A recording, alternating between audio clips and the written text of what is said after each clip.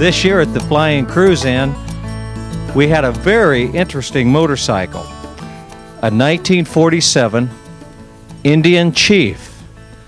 And I'm with its owner, Jerry Cole. Jerry, this is a beautiful motorcycle, all original. Tell us about this motorcycle. Well, it's as close as I can get to being original.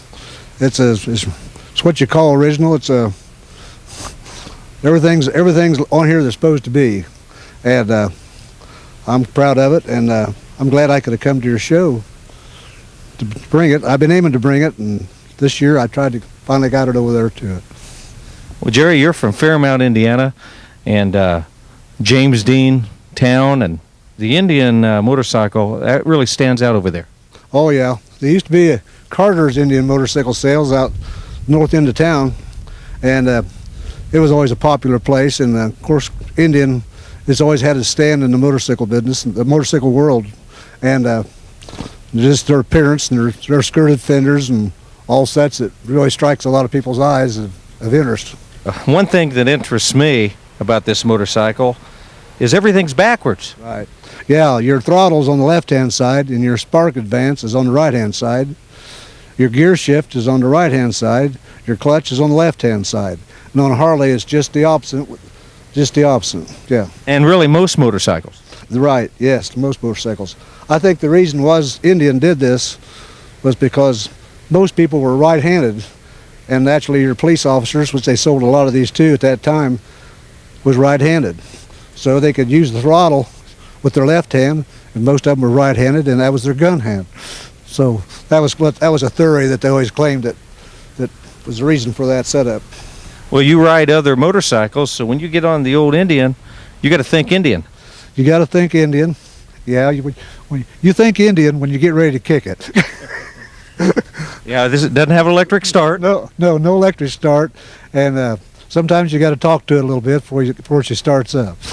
Well, Jerry, what got you interested in old motorcycles? Well, my dad always had Indian motorcycles, and he had a 39 four-cylinder.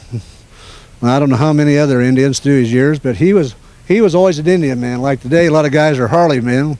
Well, back then, they were just as many Indian men as they were Harley men. Jerry, you've owned this old motorcycle a long time. Yes, I've had it 17 years. Actually riding 17 years with it, yeah.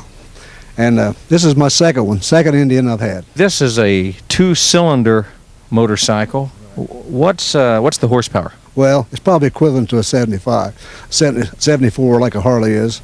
But I think this here has been worked on, and now it's bored out, and it's an 80 now, so it's an 80 cubic inch, you might say.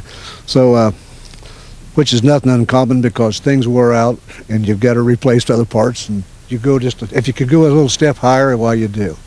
The old seat's very interesting.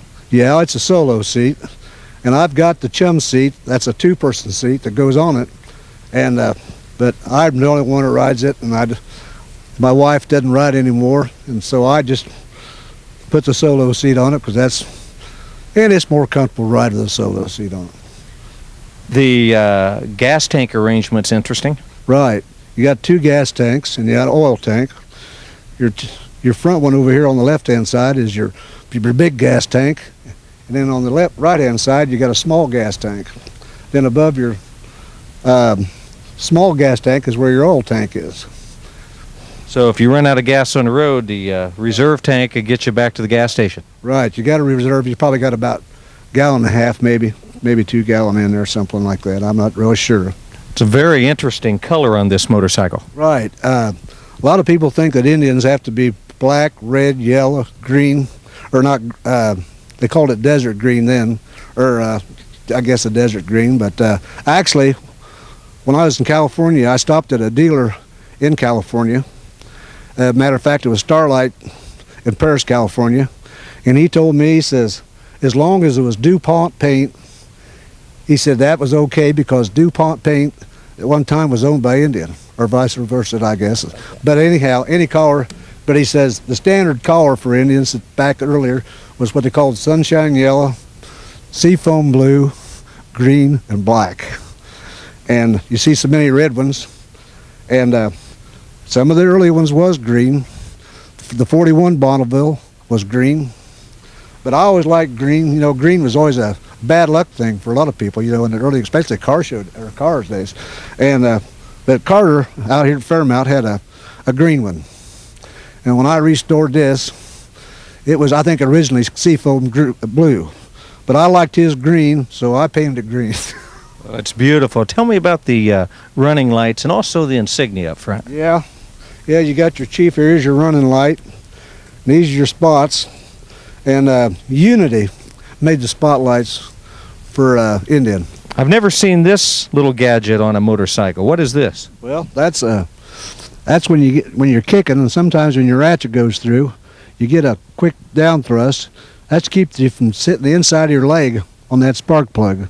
And believe me, I've did that before, and that's smart. That really gets your attention when you slap your leg against that hot cylinder, and especially against that spark plug down there. This motorcycle, I can tell, is in good hands. It's very rare that you get to see an Indian, and to see one original like this, you know, that's what the Flying Cruise-In's all about. It's getting the opportunity to see this old equipment, and we appreciate you bringing it out to the fly-in. We appreciate your time today, taking time to show us this motorcycle. You're an interesting guy. Well, thank you.